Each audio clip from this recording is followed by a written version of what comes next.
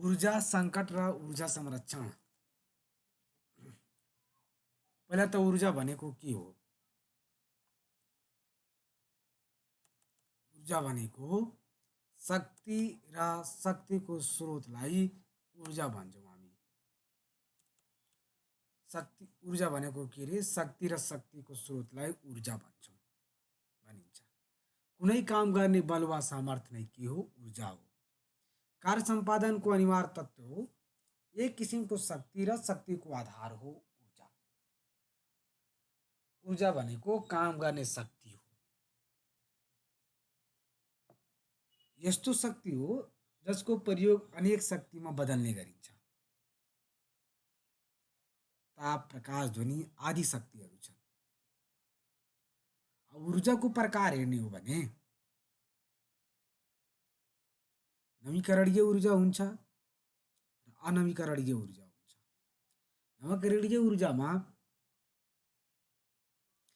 कहिले नसकिने र नरित्ने ऊर्जा नै के हुन्छ? नवीकरणीय ऊर्जा हुन्छ। जस्तै सौर ऊर्जा, वायु ऊर्जाहरू नवीकरणीय ऊर्जा हो। सौर ऊर्जा रित्तिँदैन। वायु ऊर्जा वायु चलेकै हुन्छ, त्यो पनि उर्जिँदैन। यिनीहरूबाट प्राप्त हुने एनर्जीलाई ऊर्जालाई हामी नवीकरणीय ऊर्जा भन्छौँ। अनवीकरणीय ऊर्जा भनेको एकपटक हामीले प्रयोग गरिसकेपछि पुनः बन्न धेरै लामो समय लाग्ने ऊर्जालाई हामी के भन्छौँ? अनवीकरणीय ऊर्जा भन्छौँ। जस्तै कोइला, तेल, अब यो धेरै समय लाग्छ, यो बन्नको लागि धेरै समय लाग्छ। त्यसैले यसले हामी के भन्छौँ? अनवीकरणीय ऊर्जा भन्छौँ। अब हामीले त्यो ऊर्जाको परिचय हेरौँ। अब हेर्छौँ ऊर्जा सङ्कट। सङ्कट भनेको के हुन्छ? अभाव भन्छ नि, सङ्कट आइपर्यो। सङ्कट आइपर्यो मिन्स के भयो? अभाव आयो, प्रब्लम आयो, समस्या आयो। सङ्कट भनेको चरम अभाव, दुर्बलता तथा न्यून उपलब्धताको अवस्था हो। कुनै पनि कुराको दुर्बलता छ, चरम अभाव छ, न्यून उपलब्धता छ भने त्यसलाई हामी के भन्छौँ? सङ्कट भन्छौँ। ऊर्जाको मागको तुलनामा अब ऊर्जा सङ्कट भनेको के हो त? ऊर्जाको मागको तुलनामा आपूर्ति हुन नसकेको अवस्थालाई ऊर्जा सङ्कट भन्छौँ। हामीलाई माग छ 100 को तर उपलब्ध 10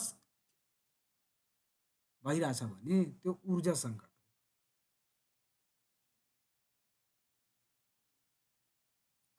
ऊर्जाको सहज आपूर्ति र उपलब्धता हुन नसकेको अवस्था हो। ऊर्जाको किन हुन सकेको? सहज रूपमा आपूर्ति हुन नसकेको र उपलब्धता नहुनेको अवस्था नै के हो? ऊर्जा सङ्कट हो। ऊर्जाबाट जनजीवन प्रत्यक्ष प्रभावित भएको अवस्था हो। जब आन्दोलन हुँदै थियो त्यति बेला नाका बन्द भएको थियो। त्यति बेला के अरे त्यही 100 रुपियाँको पेट्रोललाई 200-300 रुपियाँ पेट्रोलमा बेचिएको थियो। त्यो पनि पाइरहेका थिएनन् त्यति बेला। त्यो मैले प्रत्यक्ष हेरेको छु। ऊर्जाबाट जनजीवन प्रत्यक्ष के हुन्छ? प्रभावित हुन्छ। हाहाकार मच्छ।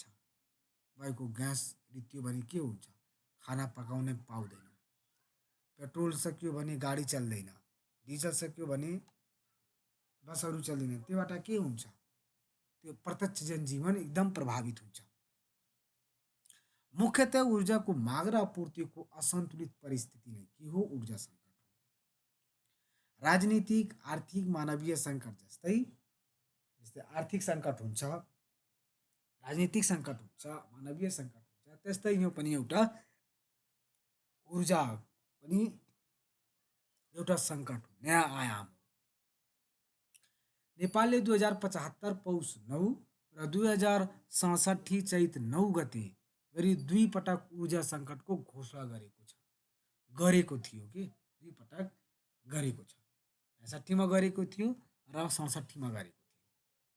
अब नेपालमा ऊर्जा सङ्कट उत्पन्न हुनका कारणहरू के? नेपालमा किन ऊर्जा सङ्कट आउँछ त? हुनुका कारणहरू के हुन्छ? लामो समयदेखि निर्माणाधीन जुन जलविद्युत आयोजनाहरू छन् त्यो तोकिएको समय, लागत र गुणस्तरमा सम्पन्न हुन नसक्नु, अब जब परियोजना सम्पन्न हुँदैन, आयोजना समयमा सम्पर्क हुँदैन, त्यहीबाट के हुन्छ? ऊर्जा सङ्कट आउँछ। मौजूदा जलविद्युत केन्द्रहरू मार्फत सम्भारको अभावमा पूर्ण क्षमता सञ्चालन हुन नसक्नुछ। विद्युत चुहावट करिब 20% छ भएको कारण माग अनुरूप आपूर्ति नहुनु। नेपालमा विद्युत प्राधिकरणमा विद्युत ऊर्जा उत्पादनको स्वतन्त्रता, क्षमता र स्वतन्त्रताको अभाव छ। हाम्रो नेपालमै ऊर्जा भनेको एकदम 83,000 मेगावाटको विद्युत उत्पन्न हुन्छ। त्यही गर्न सकेको छैनौँ। निजी क्षेत्रको लगानी आकर्षित गर्न नसक्नु। प्राइभेट सेक्टर जुन छ त्यसले हामी लगानीको लागि आकर्षित गर्न सकेका छैनौँ। जलाशययुक्त आयोजना, जलविद्युत आयोजना प्राथमिकता पाउन नसक्नु। जुन जलाशययुक्त आयोजनाहरू छन् तिनीहरू के छन्? प्राथमिकता पाउन सकेका छैनन्। जलविद्युत उत्पादनका आयोजनाहरू जुन छन् त्यो के गरे? प्राथमिकता पाउन सकेका छैनन्, जसले गर्दा पनि उत्पन्न भइरहेको छ ऊर्जा सङ्कट। स्थानीय तहमा वैकल्पिक ऊर्जा प्रविधि प्रवर्धन तथा प्रयोग क्षमताको कमी हुनु। वैकल्पिक ऊर्जा भनेको ऊर्जाको सट्टा अर्को ऊर्जा, अहिले पढौँला वैकल्पिक ऊर्जा भनेको। वैकल्पिक ऊर्जा हामी उपयोग गर्न सकेका छैनौँ। परम्परागत तथा अनवीकरणीय ऊर्जाको सट्टामा प्रयोग हुने ऊर्जा नै के हुन्छन्? वैकल्पिक ऊर्जा हुन्छ। त्यो हामीले प्रयोगमा ल्याउन सकेका छैनौँ। वैकल्पिक ऊर्जा सम्बन्धी केन्द्रीय सूचना प्रणाली व्यवस्थित नहुनु।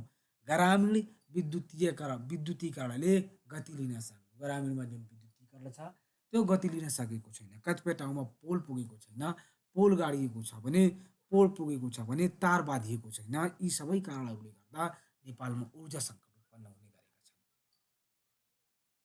अर्को छ रन अफ द रिभर प्रणालीबाट सञ्चालित आयोजनाका कारण हिउँद याममा चरम लोड सेडिङ हुने गरेको छ।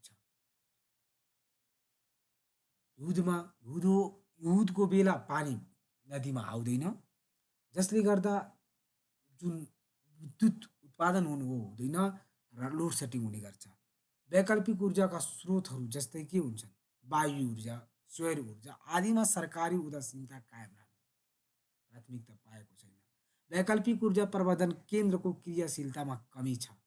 अन्तर्देशीय तथा राष्ट्रिय विद्युत प्रसारण लाइनको विस्तारमा कमी आउनु।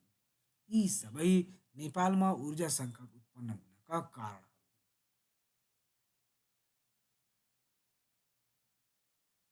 अब नेपालमा ऊर्जा सङ्कट उत्पन्न हुनका कारणमा बढ्दो औद्योगिकीकरण छ, सहरीकरण, रोजगारीकरणका ऊर्जाको माग बढ्नु छ। ऊर्जाको क्षेत्रमा वैदेशिक लगानी आकर्षित गर्न नसक्नु। ऊर्जामा राजनीतिकरण हुनु, जस्तै अरुण तेसो, पञ्चेश्वर आदि आयोजनाहरूमा छन्। वैकल्पिक ऊर्जाका क्षेत्रमा छुट्टै ऐन कानुनको व्यवस्था हुन नसक्नु।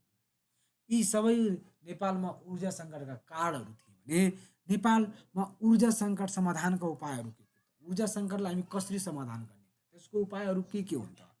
निर्माणाधीन आयोजनाहरू जुन छन् तोकिएको गुणस्तर र लागतमा निर्धारित समयभित्रै रही के गर्नु पर्यो?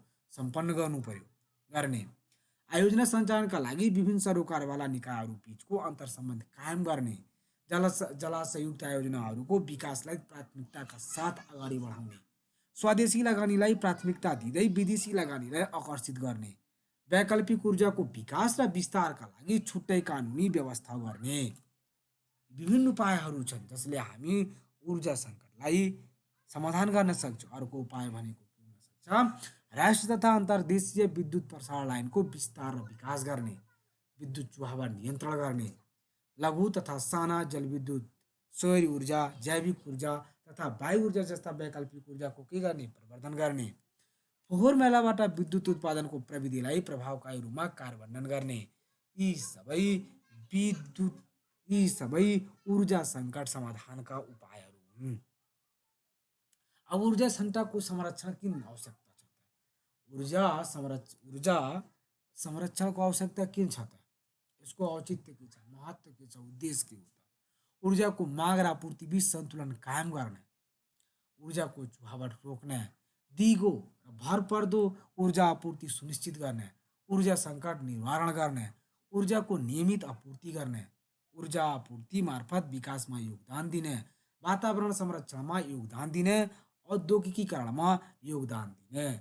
यी सबै ऊर्जा संरक्षणका लागि यी सबै कारणले गर्दा ऊर्जा संरक्षण एकदम आवश्यक देखिन्छ। ऊर्जा संरक्षणको आवश्यकता विभिन्न कारणहरूले गर्दा छन्। अब वैकल्पिक ऊर्जा भनेको के हो त?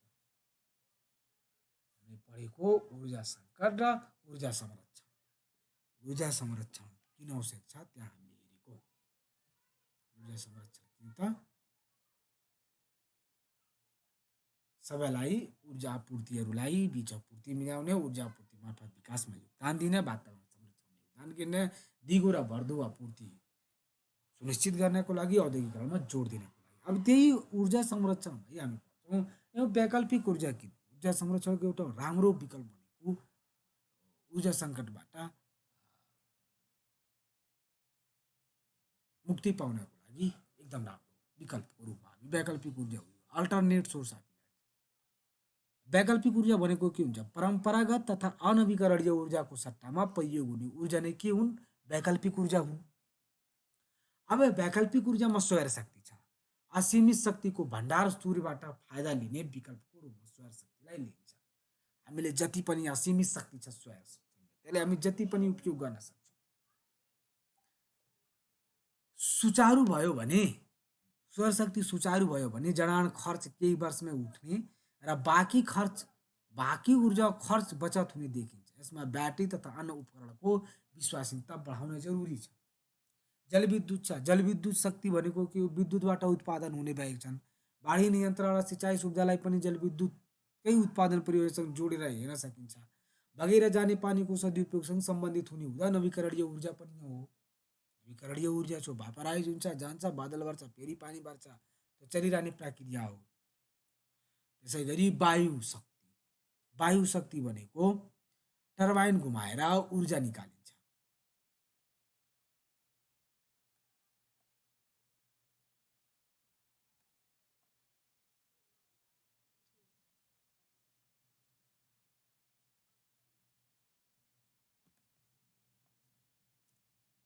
वायु एनर्जी छ। वायुले के हुन्छ? टर्बाइन घुमाएर ऊर्जा निकाल्ने विधि हो। भौगोलिक अवस्थिति र व्यावसायिकरणको सम्बन्धलाई यसका महत्त्वका साथ हेर्न सकिन्छ। जस्तै हाम्रो मनाङ मुस्ताङतिर त्यहाँ निकाल्न सकिन्छ, स्टडी भएछ। वायु चलिरहेको हुन्छ, त्यति बेला टर्बाइन घुमाएर ऊर्जा निकालिन्छ। यो पनि एकदम स्वच्छ एनर्जी हो। यसले स्वच्छ एनर्जी हो, यसले कुनै किसिमको फोहोर मेला गर्दैन। बायो इन्धन, जानवर र बिरुवाबाट ऊर्जा निकाल्ने विधिलाई हामी के भन्छौँ? बायो इन्धन भन्छौँ। प्राकृतिक ग्यासहरूको कम्प्रेसनमा प्रविधिबाट ऊर्जा तयार हुने विधि पनि एउटा भरपर्दो विधि मानिन्छ। अर्को भूतापीय शक्ति, जमिन मुनि रहेको तापलाई ऊर्जाको रूपमा प्रयोग गर्ने विकल्पको रूपमा हामी लिन सक्छौँ। यी सबै वैकल्पिक ऊर्जाका स्रोतहरू हुन्। अर्को छ बायोमास ऊर्जा। बायोमास ऊर्जा वनस्पतिजन्य सामग्रीहरूबाट प्राप्त हुने ऊर्जा, जसलाई सुधारिएको चुलोको प्रयोग गरेर अधिकतम रूपमा प्रयोग गर्न सकिन्छ।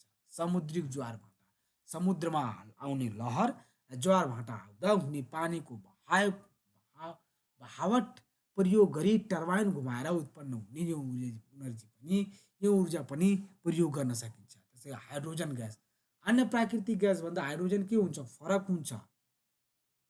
कुन मानेमा फरक हुन्छ त? पुरै सफा प्रज्वलनशील हुन्छ। जब यसको उत्पादन हुन्छ तब यसका कोषहरूको जल वाष्प र न्यानो हावा निस्किन्छ।